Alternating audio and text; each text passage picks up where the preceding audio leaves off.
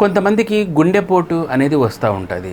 మరి ఈ గుండె సంబంధిత రోగాల్ని ఏ విధంగా చూడాలి జ్యోతిష్యం ప్రకారం అనేది ఈ వీడియోలో చూద్దాం.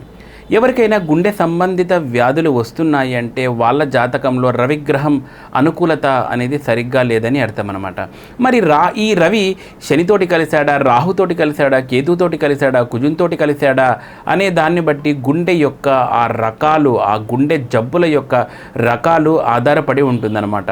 చూడండి, ఎప్పుడైనా రవి అనేవాడు శనితోటి కలిసినప్పుడు ఏమవుతుందంటే స్లోగా హార్ట్ రిలేటెడ్ ఇష్యూస్ అనేవి నెమ్మదిగా బయటపడుతూ ఉంటాయి. ఒకానొక టైంలో అట్ వన్ మూమెంట్ అది ఎఫెక్ట్ అనేది చూపిస్తుంది. ఒకవేళ రవి అనేవాడు రాహుతోటి కలిశాడనుకోండి, ఏమీ లేదు, ఎక్కడికి పోయినా చాలా బాగుంది, స్కానింగ్లు చేసినా బాగుంది, ఏ స్కానింగ్లు చేసినా బ్రహ్మాండంగా ఉంది అంటారు. కానీ ఒకానొక మూమెంట్లో సడన్గా హార్ట్ ఫెయిల్ అయ్యి చనిపోతారు. ఇది ఎందుకు జరుగుతోంది? రవి రాహువుల సాంగత్యం ఉండడం వలన.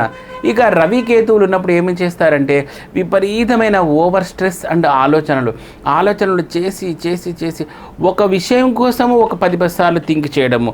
ఇలా థింక్ చేసి కూడా వాళ్ళు ఉన్న ఫలానా కూలిపోయే అవకాశాలు ఉంటాయి. This is the effect of Ravi Ketu.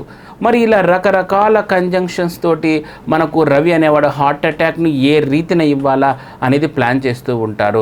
ఇప్పుడు ఫర్ ఎగ్జాంపుల్ రవిగ్రహం కుజునితోటి కలిసిందనుకోండి, ఈ బీపీ తోటి ఒక్కొక్కసారి ఏమవుతుందంటే హార్ట్కి కార్డియో మెగాలే అనేది కూడా వస్తుంది. అంటే హార్ట్ పరిణామం పెద్దగా అవ్వడం అనమాట, హార్ట్ పరిమాణం పెద్దగా అవ్వడం.